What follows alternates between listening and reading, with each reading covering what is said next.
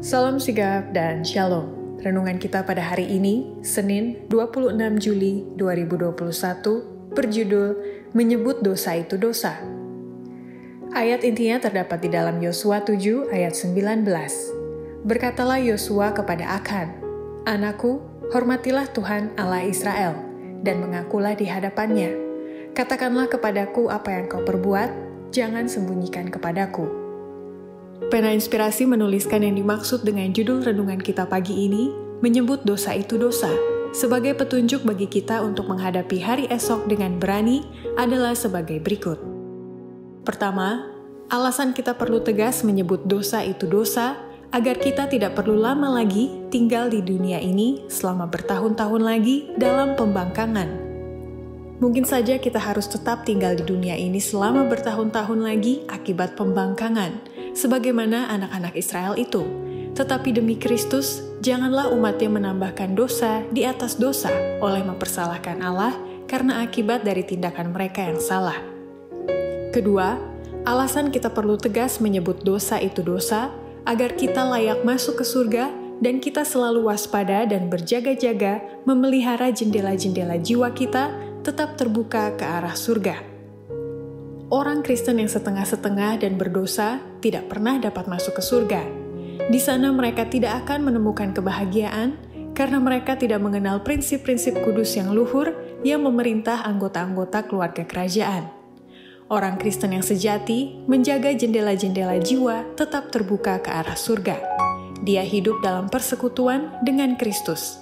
Kemauannya disesuaikan dengan kehendak Kristus. Keinginannya yang paling tinggi adalah menjadi semakin menyerupai Kristus. Ketiga, alasan kita perlu tegas menyebut dosa itu dosa, agar kita jangan sampai mati dalam pelanggaran dan dosa. Sekarang ini sebagian besar dari jemaat kita sedang mati dalam pelanggaran dan dosa. Mereka keluar masuk sebagaimana pintu itu berayun pada engselnya. Bertahun-tahun lamanya, mereka mendengarkan dengan puas akan kebenaran paling hikmat yang menggugah hati, tetapi mereka tidak mempraktikannya. Karena itu, mereka semakin kurang peka terhadap keindahan kebenaran.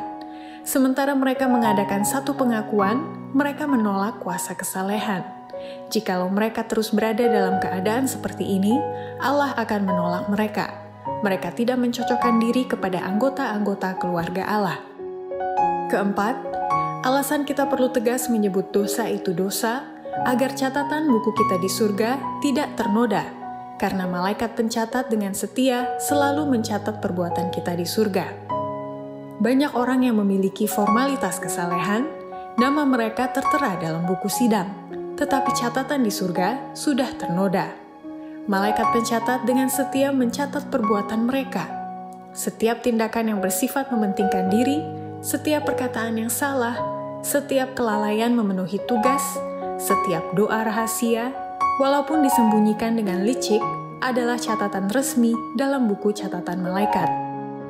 Kelima, alasan kita perlu tegas menyebut dosa itu dosa, karena hanya orang yang mau membuang segala dosanya dengan pertobatan kepada Allah dan iman dalam Kristus yang akan diberikan pengampunan.